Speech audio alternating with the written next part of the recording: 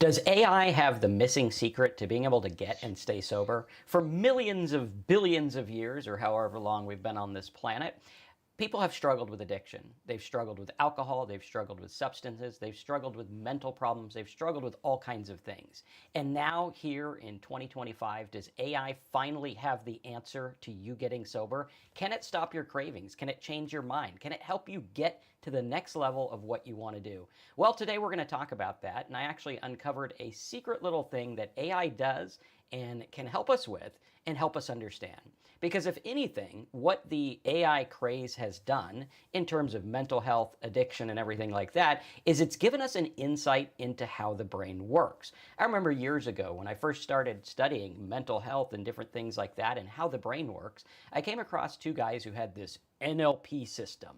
And they said, oh, this is how the brain works. It's neuro-linguistic processing, which is neuro, brain, linguistic, language, processing, which is how we process and understand things. And they also went on to say that the brain is like a computer. You have random access memory, which is accessible right now, and then you have your long-term memory, which is like a hard drive. So there's a lot to learn here, and there are some hidden things that'll help you understand sobriety, addiction, and pretty much everything, because addiction is nothing more than a loop. It is a chemical caused loop that you can't get out of, you can't see your way out of. It's like a virus running over and over and over again. Only the virus software says, it's not so bad. There's really nothing wrong. You're going to be okay. And we struggle and struggle to get out of that loop. And today, we're going to uncover the secret that AI shows us about how to get out of that loop. Terry, how you doing today? I'm doing well. A little bit bittersweet. We'll get into that in a little while, but I'm doing all right. Excellent. Interesting. Yeah.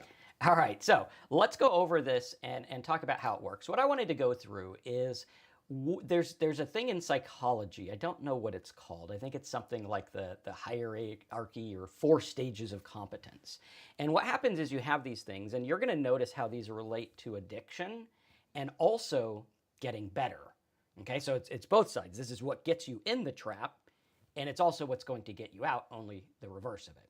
First of all, what you have is what's known as unconscious incompetence. Unconscious incompetence is basically where you are going through and you don't know what you don't know, right? You don't know you're an addict. You don't know about addiction. You don't know what's going on. You just know, I'm going around life. This is what's happening. Now, with AI, what happens is this is like an AI with no training. It's just the hardware. And we know from history that Bill Gates said the money's in the software, and we saw that that worked out pretty well for him. And understanding that we don't know what we don't know. You don't know what you don't know. In all of the world and all the things that we know, we have to understand that the majority of things we don't know. We know a small fraction of a small fraction, and the rest is out there. So in the rest of all that information, could there be the secret to getting and staying sober and living a life that you don't have to run from and feeling okay? That's what we're going to talk about today. So, Terry, tell us a little bit about what was that like for you when you didn't know what you didn't know about addiction. Maybe you were drinking, maybe you weren't yet full-blown alcoholic, but you didn't know what you didn't know. Well, let me see here. When I was drinking, um, I just thought I had to quit. Everything would get better. Mm-hmm. And I thought once I was able to put down the bottle, um, yeah, life would become easy and I'd become rich, I'd become famous or whatever. I never wanted to be famous. I'd become rich and successful, but all my problems would go away. That was one of the things. Mm-hmm. The other thing that I did not realize about sobriety was the benefits that I get of sobriety and what the benefits were.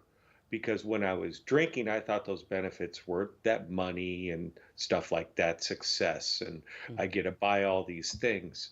And what I didn't realize is when I got sober, it was a matter of my benefits were I'm happy with what I have. I'm grateful for what I have. I'm grateful for my family. I'm grateful for my dogs and cat and stuff like that. Mm-hmm. And it was just being able to be satisfied and serene with what I have been given in life. I mean, I'm a lucky, lucky person for what I've been given. The majority of the world has much less than me, and they have a much more difficult life than I do. I'm blessed that way, and that was one of the biggest things that I did not know. Yeah. I didn't know that there was all these wonderful things with sobriety, and then you could talk about the little material things like Mhm. it wasn't getting the new car or the new stereo, which I didn't do. It was the stupid little things like I can go shopping at 10 o'clock at night. Yeah. I don't have to worry about that running into that person that I, made angry with me at the supermarket. I don't have to hide anymore. Oh, there's that person. I gotta run down this aisle so they don't see me. I don't want to confront them. Things like that. Don't have that fear anymore. I also learned how to be in touch with my emotions. It sounds kind of corny, but I realize that emotions are there. They're there for a reason. They're there to help us handle situations and how to navigate through life. And it's okay. It's okay to have that stuff. Absolutely. So That was something that I didn't know that I didn't know. Unconscious incompetence is unaware of risk. Like I'm unconscious of the fact that I am incompetent in my emotions. So the behavior would be initially drinking without realizing the potential danger or susceptibility to addiction. Like I didn't know, okay, all these family things, all these emotional things can lead me to addiction. And I didn't know that drinking alcohol in and of itself leads to addiction. And I think that's why Terry's I input is so valuable, is because he didn't have, like, if you looked at it on paper and you looked at me on paper, you'd be like, yeah, this guy's going to be an addict. This guy probably won't. And I think from what we've dissected over the years, Terry's addiction pretty much comes from drinking alcohol. I mean, sure, there's some things in there, so all this other stuff. Um, but a lot of it is, it just was from drinking. And I didn't know that. I was unconsciously incompetent, unaware of the risk that drinking leads to alcoholism. You give the Pope enough alcohol, he could be an alcoholic. He could be Pope man, pastor guy, whatever. He's going to be an alcoholic. The next step is conscious incompetence. This is where you're aware of the problem. Now, a lot of us are here, and this is kind of like the Jelinek curve, but Jelinek curve's bigger in about alcohol, and you can check out our videos on that. Conscious incompetence is where you're aware that drinking is problematic or harmful, but unwilling to change it. A lot of us are like this. I was in this trap for a long time. You realize you drink excessively or that the alcohol use is negatively impacting your life, health, career, relationships, yet you struggle and you still don't stop. This is pretty much alcohol addiction, where you're kind of in denial. We're like, okay, it's not that bad. Like, I'm not as bad. I don't think I need rehab or help or anything like that yet. You're aware of the problem. Um, I was like this for a long time, where I knew there was a problem. I thought it was, if I could just not be hungover and completely drunk, that'd be okay. If I could just drink normally, I think that's where conscious incompetence. Like, if I could drink normally, then I'll be all right. Yeah. And I think that was a big one. And also, we're going to get into the parts where the reverse of this is also true. Like, if you find yourself sober and then drinking again, it's because you are these, but as an alcoholic. So the unconscious incompetence is like, hey, it's not bugging me that much. And then the last one is, now I drink almost without conscious effort. It's just Yeah. natural. So tell us about what it was like for you when you were aware of the problem, but it wasn't you. Like, yeah, I have a little bit too much. Maybe I just won't go to the wine country or whatever that was. Well, it was interesting while you're talking about that. I was thinking one more thing that I didn't know, Mhm. which was the why. And why did I become an alcoholic? When it, I okay, I went to rehab and I got sober in rehab and I got out of rehab and I started drinking again. One thing that was well, I don't know that it was actually driven into us, but it's what I was hearing in rehab and hearing in the rooms of AA is these people would talk about why they became alcoholics. And it wouldn't be because they drank too much over too long of a period of time. That's what it was. That's Mhm. what it was for me. Now, why did that happen with me? Did I have things that I had to that I had to suppress? Bad things that happened in my life? No. Were bad things happening in my life? No, other than the consequences of me drinking too much, of course. Mhm. But other than that, there wasn't a reason. I drank because I liked the feeling. And some people drink to suppress, or that might be a reason, or whatever happened in their childhood, or that's happening now. Sure, that can definitely be a contributing factor. I Yeah. did not have that. I drank because I drank too much over too long of a period of time because I liked it. I liked the feeling until the last day I drank, and that was big.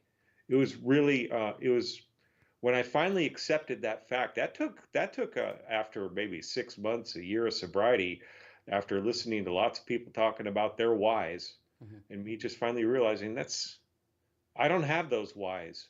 It's just simple chemical dependency. That's what it is for me. Yeah. And it's interesting because in the AI context, conscious incompetence is after initial training, where the AI gets all of its training, which basically that's how we are.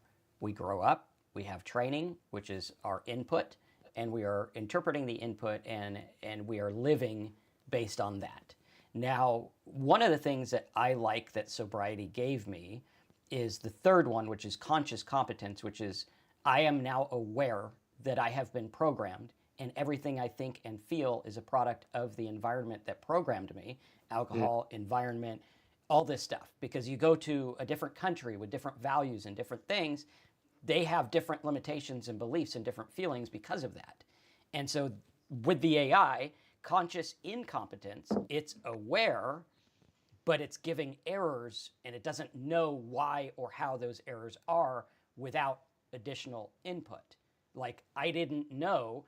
I thought, I went into my therapist and I said, something is wrong with me. And she's like, nothing's wrong with you. And I'm like, well, you're a crappy therapist because I know something's wrong with me.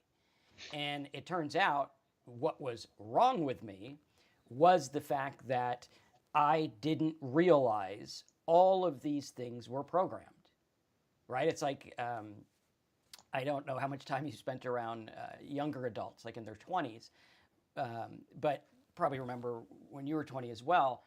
When we're in our 20s, we are very confident in us. I am this way, much like in the political climate, where we talk about naming. I am this. And I am this is what we bank on when I am this is just a bunch of words that mean whatever we say they mean. It's all an agreement. And once we realize, like, I think for me, I'm 45, for Terry, same kind of deal. We look at it and it's like, yeah, I really don't care what people think I am. I just want to be happy and healthy and okay. yeah. Especially if you have a YouTube channel, because everyone's got their opinions on who and what you are, which is interesting. But looking at that, I thought this is what I am. I am anxious. Okay, well, what does that mean? Well, if I say I am anxious, that means I'm identifying as a person with anxiety. But the minute I was like, I'm a person who experiences anxiety from time to time, probably because of chemical, lack of sleep, or other things, then the anxiety went away because I'm no longer, I am this. And my conscious incompetence did not identify the error that I am calling myself this thing that I think I am. And it really is just words on paper. It doesn't define me. It doesn't make up how I feel. And it doesn't make up how I actually am. And I didn't realize that. I just thought there's something wrong with me. There must be something wrong with me. Everyone else is fine. I have anxiety. Um, so an example would be an early chatbot prototype that consistently misunderstands users' intent and produces nonsensical answers, developers become aware of what improvements must be made. The developers have to be aware. The computer can't do it on its own in this phase. Conscious incompetence, the computer misunderstands users' intents. What are we doing as addicts and people who have not gotten well or haven't seen past these things? We are misinterpreting everything. That guy cut me off because he woke up to cut me off. Yeah. No, he didn't. He's cutting everyone off. He drives like an idiot. That's just what he does. For whatever reason. Maybe he's going to the hospital. I don't know. But we don't realize that these flaws are there. Just last night, same kind of thing. I got really angry. I have this new computer I bought that I spent too much on, and the stupid thing wouldn't go online again. And I'm like, I don't want to return it. I put all my stuff on it. So I'd rather just have it work. And it ended up being something simple. But I had told my wife, I'm like, I really don't feel like throwing my laptop out the window. I paid a little bit too much for this. I don't want to throw it out the window. Back in the old day, I would have thrown it out the window and said, I don't know how to manage my anger. I'm just angry. Now I'm like, well, I have surges and peaks of anger. They come and go. That's when you get into number 3, which is conscious competence. So this is where deliberate optimization and fine-tuning. Addict or no addict, a lot of people try this. I was big into self-help when I was drinking. Huge into it. I loved it. I read, I listened, I did all kinds of things. It actually helps me today. I'm glad I did study some of that. What happens here, the AI is trained, finely tuned, and supervised. The system can perform tasks well, but needs constant supervision, correction, and human feedback to ensure accuracy. Okay, so here's where you're drinking, and you need help and input. You need supervision. You haven't figured it out yet. You haven't gotten to that place where not drinking is as easy as drinking. What do I mean by that? When we were drinking, it was easy to go to the bar and just, oh, well, someone poured me a scotch. I might as well drink it. I ordered one because that's what I always do. You're not thinking about what you're doing. Now, for Terry and I think this goes for you as well, Terry, almost 11 years sober, I don't think about drinking or not drinking. Like it's not an issue. Like I back in the early days, for the first 90 days of sobriety, I thought about not drinking and drinking every single day. Now weeks go by and I'm like, didn't really think about it. I think about if there's a sign out there or if it's like St. Patrick's Day, you're like, okay, Guinness, whatever. But you start to think like, wow, I didn't think about that for a while. And it comes from getting that conscious competence. And then what happens is number 4, unconscious competence. This is where it's automatic. And I think for Terry and I think, if I'll ask you how you feel about this. With unconscious competence, automated mastery and autonomy. I don't think about drinking. I was super frustrated, but they canceled my 10:30 meeting, not my meeting, but the 10:30 meeting. I was going to go to it last night just because, I've got a lot of stuff on my mind and it was helpful. Would a meeting have been helpful? Yes. Did I need a meeting? No. The unconscious competence has taken over to where it is now second nature to not drink. That's the automatic part. Before, when I was in addiction, it was easier to drink and harder not to drink. I was working on the not to drink part. Now, I would actually have to go out and cross boundaries that I have set up to drink because it's second nature. Yeah. This is where a lot of people get into. They say, what about cravings? What do I do about cravings? You suck it up and let them fly by. A craving is like an itch. Did you ever break a bone when you were a kid?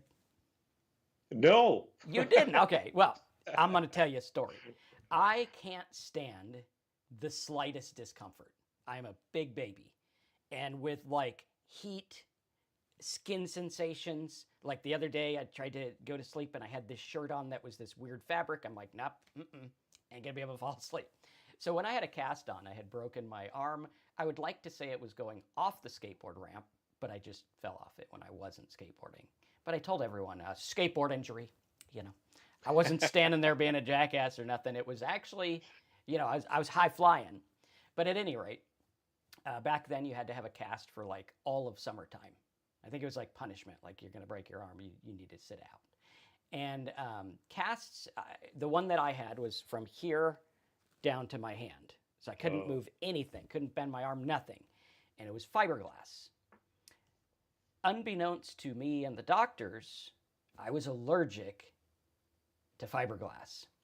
So the itchiness to describe was insanity.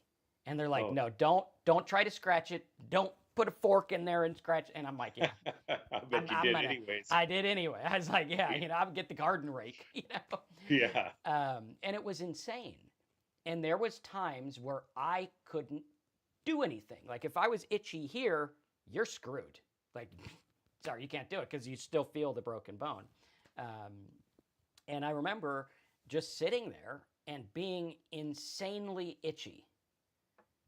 And then for 60 seconds, it just go away.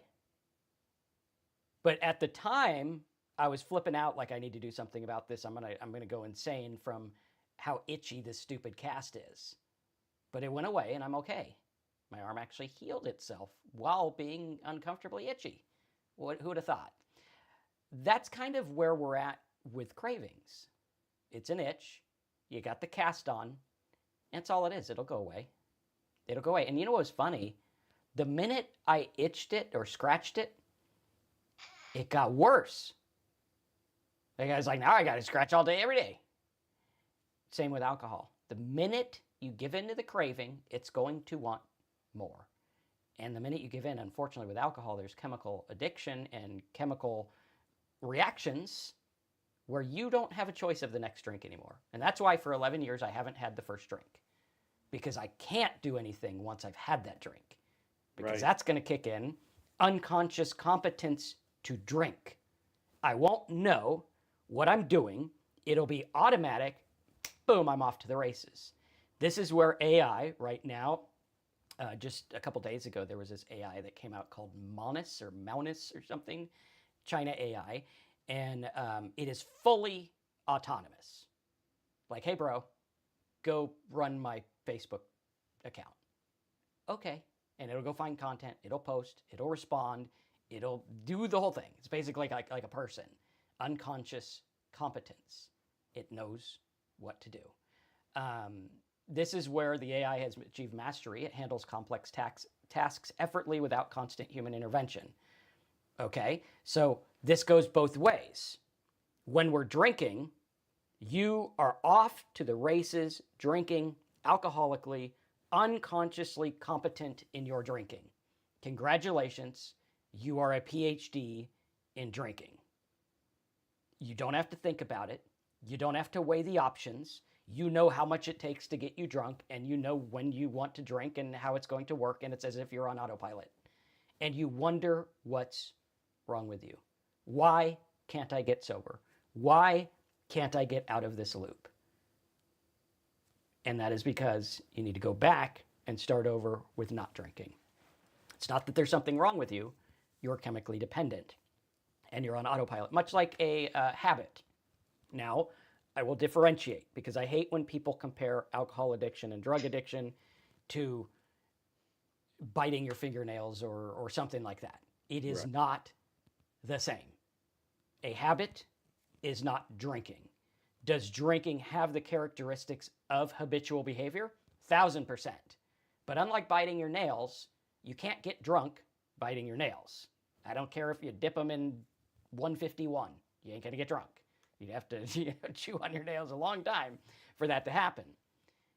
And what's happening here is you're combining habitual unconscious competence with chemical dependency, and you're wondering why you can't and don't want to get sober. That's why. Because you are unconsciously competent in your drinking ability. You have a habit, and you have chemical dependency.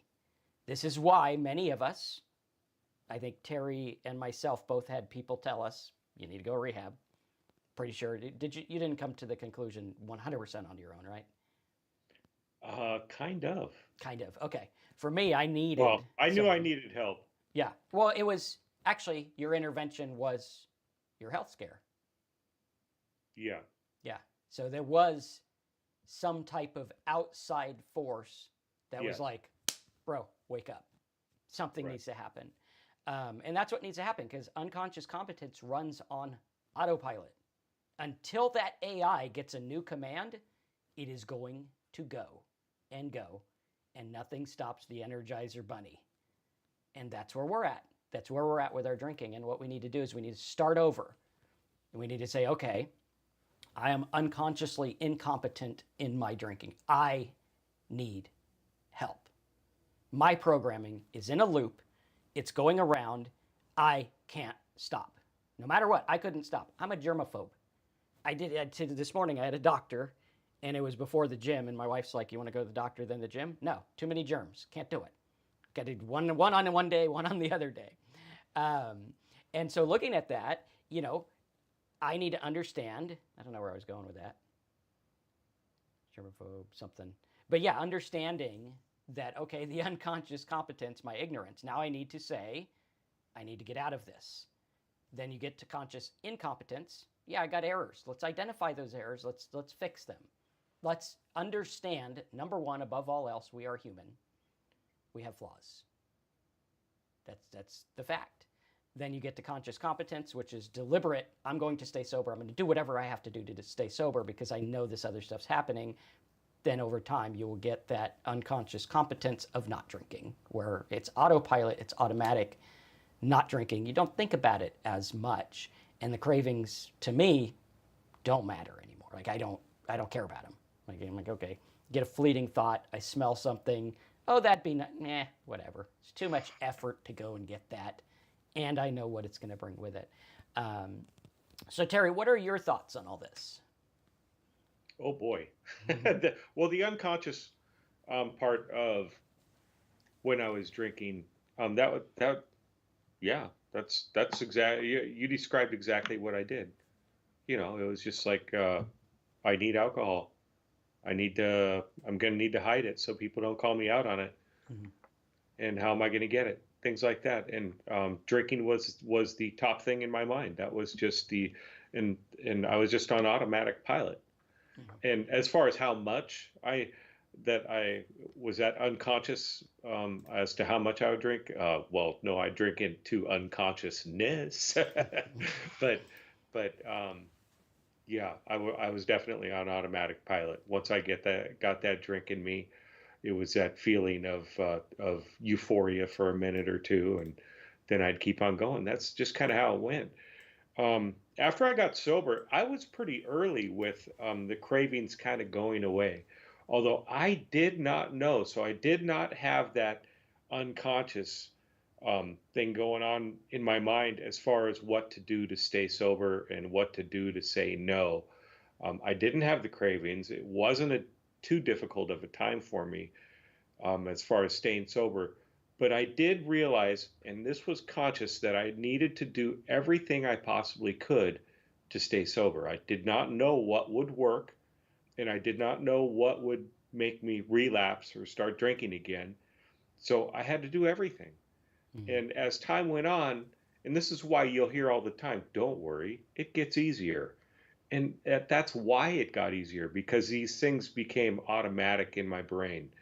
And Marcus is talking about habits and the chemical dependency. Though those are two different things, but I had to develop these habits.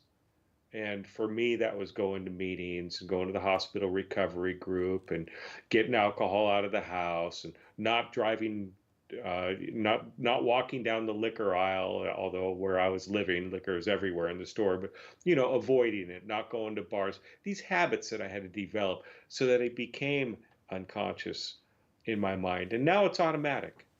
I go and do things, and other people have beers or they have a cocktail or whatever. In fact, I go skiing with my wife, and she'll have one drink, and if she'll drink it over an hour, and that's what she'll have. And I do things where other people are drinking, and it's just automatic for me to just I'll have a soda. That's what I'll do. I'll just do drink something like that. It's not a, oh boy, I sure do wish I had that beer. No, I don't even think about it that way anymore. That's just not the way it is.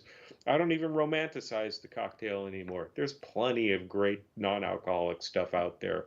In fact, if you're in a bar, which I don't suggest, especially in early sobriety, but you go in a bar, the bartenders love making really fancy non-alcoholic drinks. All the bartenders I've seen, because I was in catering and I'd cater in bars and tell them, yeah, can you make me something? They make me something really fancy.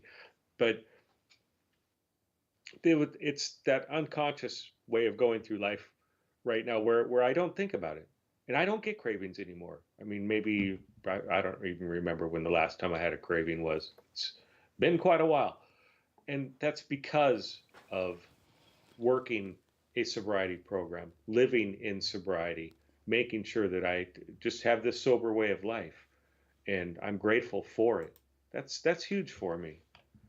And that's what I try to do. Absolutely. All right. So, yes, getting to that point of being able to not think about drinking is absolutely big key. And let's see, do we have any questions? I don't think there's a whole lot, mostly just comments in there. Yeah, it was sleeping inside of me, the drinking, the world went black, immediately hollered, no, yeah, unconscious. That's what happens. And oftentimes what will happen is a relapse will be that unconscious incompetence creeping back in again, where you're like, oh, I didn't even think about it. I just went to the drinking. And usually that's because you're not in that unconscious state, but sometimes it is. And sometimes it is a conscious choice to drink. It has to do with the muscles that you build against that first drink. Ty says, has anyone else had this problem? 6 years sober, and occasionally I get the same headaches I got when I first stopped drinking. I don't think about it, just come out of nowhere. It's probably something doctor-wise or maybe dehydration or something.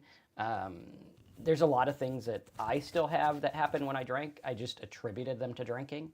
Sometimes it's just, like today I'll probably get a headache because I didn't sleep well last night.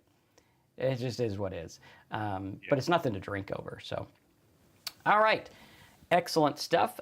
Terry has a bit of an announcement and where we're going with the direction of the Talk Sober channel.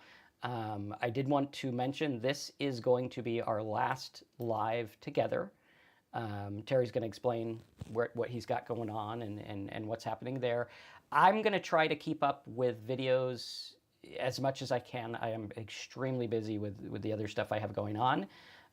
But Terry did make a bunch of videos for our program, which I'm going to be loading on here for the benefit of all.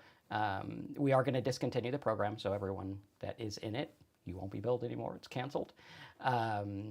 You will be able to get it'll still be open. You can still log in. And those videos that Terry made will be put here for the benefit of all. I think that'll help more people in the long run as far as financially benefit to us. Probably won't do a whole lot. I think we made $47 last month on the ads. So that's part of the decision is it's not sustainable. We have been running at a bit of a loss. Part of that is because, some of the offers in the addiction space are more about money and less about the people, which it can be difficult. But yeah, Terry, go ahead and take it away. Tell us what you guys got going on. And yes, if you guys have good thoughts about how we've helped you, put them as a comment, put them as a chat. This channel will be open. We will be uploading those videos that Terry made for the program, and I will try to do videos as I can. But yeah, well wishes and comments would be fantastic. Terry, go ahead and take it away. Share what you got going on. Sure. Well, first of all, thank you so much, all of you watching and all of you that are going to watch the replay on this. You guys, you may not realize this, but me doing this over the last, I think we've done it 8 years, something like that. My doing this has helped my sobriety more than you'll ever know. This is what helps keep me sober, is helping other alcoholics. And I'm not stepping away from helping other alcoholics. We're going to step away from this because, as Marcus said, it's not working out financially for us. What I'm going to be doing is it's kind of a next step as far as a person in recovery, or what it is where the website isn't built out yet. It is there. It's called rebuildwithclarity.com. And what we do is we help people from trauma, from usually when a lot of people go through trauma like abuse, even addiction, or a big medical diagnosis. A lot of people will lose so much in their life, and they may lose everything. And my partner, my wife, she was in that space. She lost everything. She had $40 in a suitcase. That's what she had, and she went through a lot of stuff. And she methodically, step by step, rebuilt her life. It didn't happen super fast, but it happened. And that's what our site is going to be focused on, is to help people get from that point of devastation to the point of happiness. And we hope we can continue to help people. And yeah, that's where we're going. Absolutely. And from time to time, if you want to come on and share what you guys got going on, we're always here. Sure. I will be trying to put those videos up this month. I'm going to try to do one a day. I don't think I'll be able to do one a day, but I'll try to do a couple a week. They are less hypey, get view videos, and more, these are methodically how we got and stayed sober. Yeah. Which I think will be good, and I think you guys will really enjoy. But as far as the live streams, we will not be doing Tuesday 11 a.m.s anymore. Maybe from time to time I might have one, just depending on timing and stuff like that. Connie, she says, so sorry, just found you last week. Best of luck. Good to have you here, Connie. I will tell you, there is a lot of videos still on this channel. Thousands of hours we have poured into this. And I think that it being a labor of love was good because it helped some people, as people have said, helped us as well. And I think there's a lot of people. And I think part of the issue was the direction that we took was we could go into the sobriety for the affluent, which a lot of channels do.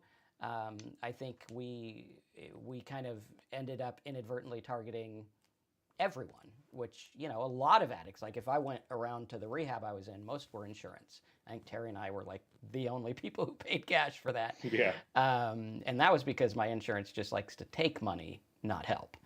And so I think it did hit a lot of the people who do struggle. So we thank you for your time, and we thank you for listening. These stories are personal to us. These are things that have been very, very, very difficult.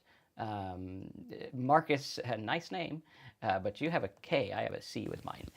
He says, I followed you from when your channel was created. You're the reason why I'm 5 years sober. Congrats on that. You're the reason. All we can do is give information. You learn. Yeah. And that's the thing. I do appreciate that, but I do want to acknowledge the effort that you put in.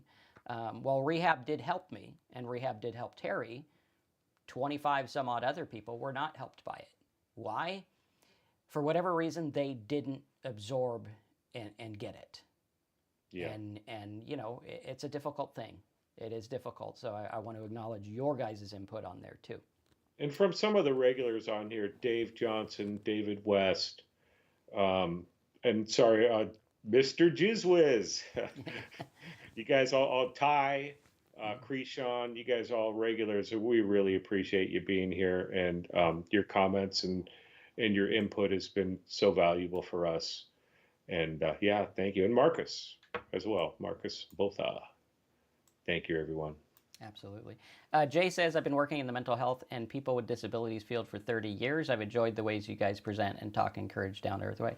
Thanks for that, Jay. Appreciate that.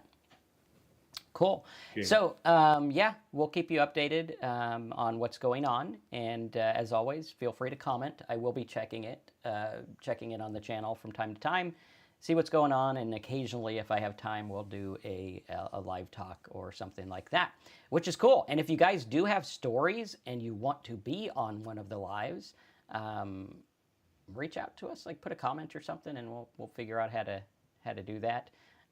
which would be cool. All right, thanks for being here, guys. We appreciate you over the last 7 or 8 years, or however long we've been doing this. For those of you that have gotten sober, awesome. For the rest of you that are struggling, you can do this. Yes, It works. You just have to stay absolutely. with it and understand it is not a personal flaw, it's a chemical addiction. Can there be personal flaws with someone with chemical addiction? 1,000%. But the problem you're dealing with is chemical dependency. And if you Yeah. deal with that first, I think you're going to find everything a lot easier. So thanks for being here. Awesome stuff. We definitely wish Terry the best. We'll keep up on his new venture, and we'll see you soon. Have a good one.